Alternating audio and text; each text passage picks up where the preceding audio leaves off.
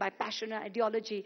And ideology can be different. It can mean different things to different people. But for me, ideology was that I think that we had to create one of the big challenges in democracy and in democratic systems is over time that you have rising inequalities. And that's one of the big problems in India, where you've got great masses of people living literally without 3 meals a day. And I mean, we all know what that is all about. So I think one of my biggest drivers into this was to get right to the root of it and get into grassroots politics to see if we could make a difference, because there's a lot of implementation which is not done. Our implementation mechanism is left to district magistrates and to the bureaucracy, whereas politicians make policy. But I think that if politicians and political workers get into implementation and use their grassroots setup, so if political workers in every booth can be better informed about government schemes and government policies and actually work with people. So if you as a political worker can help to popularize an old age pension or to help somebody get a house program or something like that, is when we actually bring it to the ground.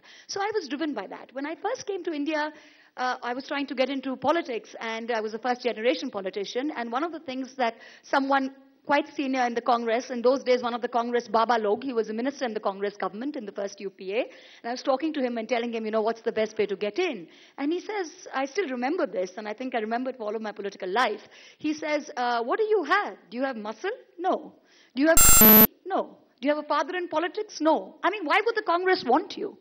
And I remember thinking of that and thinking, my friend, it is because of people like you that India is in danger today. So there's one thing that I want to do, is to make sure that people like us with ideology can actually overcome the likes of you and make it in spite of you, not because of you. And I'm proud to say that I'm standing here today as an elected representative in spite of people like that. So I think it's very important that to have that ideology. And the biggest challenge that is facing democracy today and India today is voter apathy. It is just that people don't care and they distrust politicians. I mean, when I look at people, I just on a flight coming here, they look at me and they'll say, oh, you're a politician? You don't look like a politician.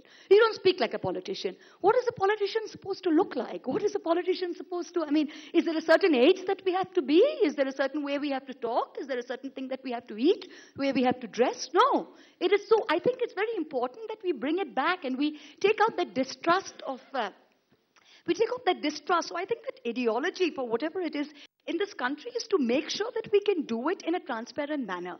I was elected from a constituency on the border of Bangladesh, and when I fought my election, I'm proud to say that I fought my first election within the 28 lakh limit which was set by the Election Commission. So it's possible. When I came to India, I heard stories of people spending crores and what have you, but I want to say that it is possible. And for all the talk that we hear about, corruption and the bureaucrats being corrupt and not being able to do anything, I am living proof that ideology works. And if you are transparent and you really want to change the system, the universe conspires. It is possible. So I think it's high time that more of us get out there and we can prove to people that ideology is what this country is based on, and it can be any ideology, but whatever your political ideology is, as long as you believe that you're here to make a difference where it matters, and you kind of, spend your time and your life and every day doing it, you will succeed.